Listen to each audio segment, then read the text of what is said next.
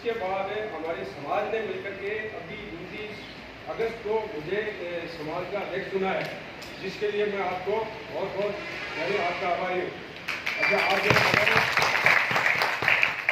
आप यहाँ पधारे और यहाँ आकर के और इस समाज के प्रांगण में आपने बहुत ही व्यवस्था से और बहुत ही शान से रहे और कोई कचरा नहीं किया और साफ सफाई से रहे और अपने गांव में जाकर के अच्छा मैसेज दोगे और सबसे कहोगे तो भाई इस प्रकार सेवा व्यवस्था है। अब मैं आपसे ये कहना चाहता हूँ कि आपके यहाँ नज़दीकी सेंटर है, वो सेंटरों में जाओगे, अच्छी तरह और परीक्षा दोगे। और मैं ये कहना चाहता हूँ कि कोई भी मानव जब मानव जोड़ लगाता है पत्थर को पानी कर देता है, तो मैं ये कहता हूँ कि सभी ये उम्मीद करें कि हम सभी पास होंगे और सभी इस मंदिर को कवर करेंगे और ज़्यादा आपका समय नहीं लेता। जय भारत, जय हिंदुस्तान। धन्यवाद साथियों। और मैं धन्यवाद देना चाहूँगा अध्यक्ष जी का कि आपने बहुत अच्छी तरीके से में हमारी जो युवा दोस्त था उसको अच्छे से आपने काम में लिया और हमें आपसे बहुत कुछ सीखने को मिला।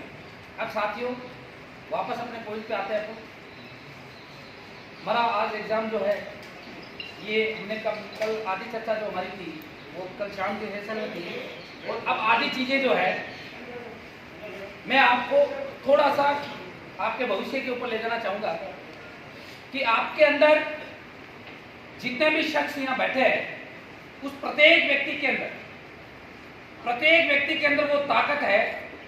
अगर उसने अपनी ताकत को पहचान लिया, अगर उसने अपनी ताकत को खोज लिया तो निश्चित रूप से वो अपनी सफलता को प्राप्त कर सकता है, कर लेता है।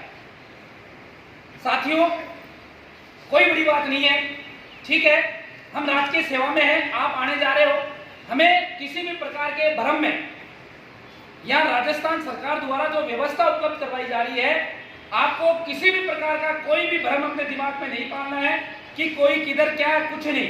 आपको अपनी ईमानदारी से जो आपने मेहनत की है उसको अच्छे से आप अगर एग्जाम सेंटर में से काम लोगे तो निश्चित रूप से 100% आपका सिलेक्शन होगा। हमारी पूरी दुआएं, पूरे जो लोग यहाँ रात भर काम कर रहे थे, देखिए नेचुरल न्याय जो होता है, प्राकृतिक जो न्याय होता है, प्रकृति हमेशा आपकी मदद करती है। कब करती है? जब आप उसके साथ में ईमानदारी से खड़े होते हो। अगर आपने ईमानदारी से अपनी मेहनत को किया है, आपने अच्छी कोचिंग ली है, अच्छी आपने घर पे तैयारी की है, तो निश्चित रूप से आपको इसके जो रिजल्ट जो है, परिणाम जो है वो आपको प्राप्त होगा। साथियों कोई भी व्यक्ति दिमाग से कमजोर नहीं होता। मैं आपको बता दूं साइकोलॉजी के आधार पर हम सब लोगों ने पढ़ा है कि कोई भी व्यक्ति दिमाग से कमजोर नहीं होता, बशर्त यह है कि वो व्यक्ति अपने आप को किस प्रकार से प्रोजेक्ट करता है।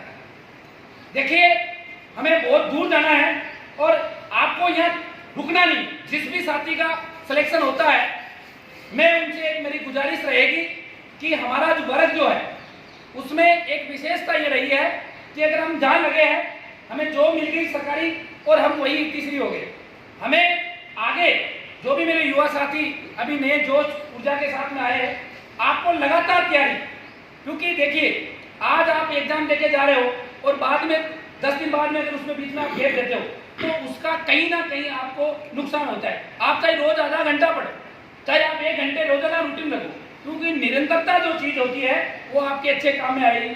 दूसरी बात, आप जब एग्जाम हॉल के अंदर बैठो तो आप सबसे पहले अपने आप को एग्जाम सेंटर में उपस्थित करने के लिए जो सबसे बड़ी चीज है वो है कि मैं इस हॉल में उपस्थित हूं या नहीं हूं।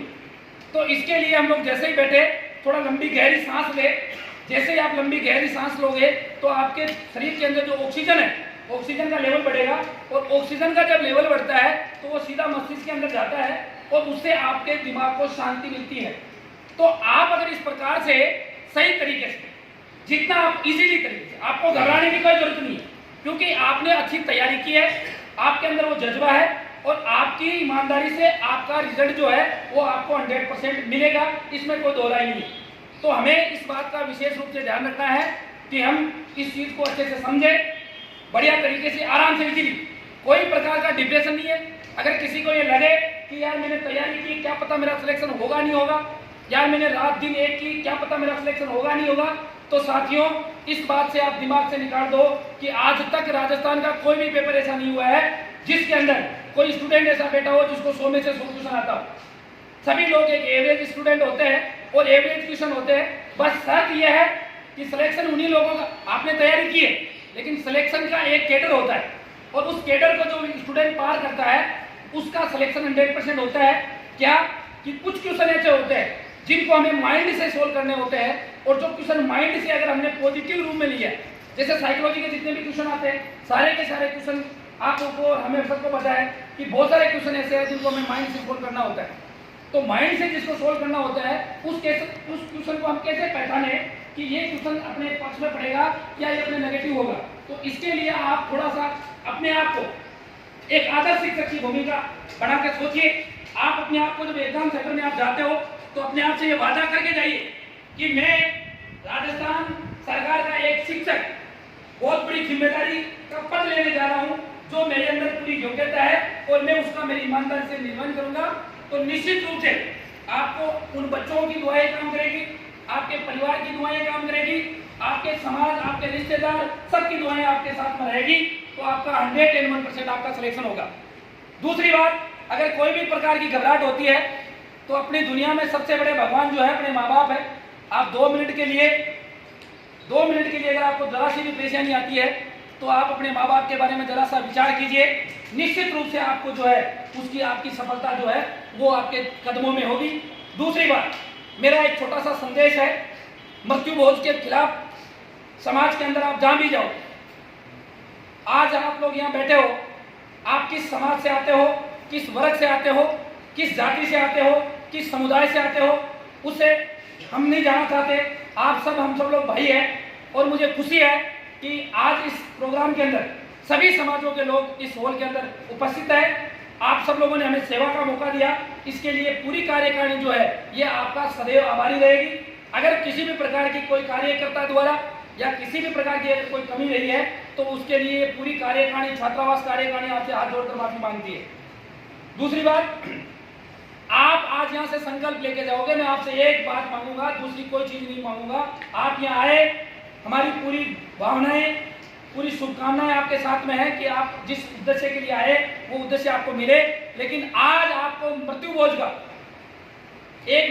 का एक शिक्षक नागरिक होने के नाते, एक शिक्षित नागरिक होने के नाते आज आप बाबा साहब के नाम से यहाँ से शपथ लेके जाओगे कि जहां भी जाओगे आप इस मृत्यु भोज का विरोध करोगे और उसको आज के बाद अगर आप खाते भी हो तो आज के बाद यहाँ से आप संकल्प लेके जाओगे कि आज के बाद में मृत्यु भोज का भक्षण नहीं करूंगा। ये पश्चिमी राजस्थान के अंदर एक बहुत बड़ा कैंसर है, पश्चिमी राजस्थान के अंदर एक बहुत बड़ा कैंसर है मृत्यु भोज। और अगर हम लोग इसको समाज के अंदर जागरूकता, अपने परिवार को और अपने आने वाले जो रिश्तेदार सारे भी जो लोग हैं उनको ज़्यादा से ज़्यादा शिक्षा का लाभ दिलाएं, क्योंकि शिक्षा के बगैर कुछ भी नहीं है।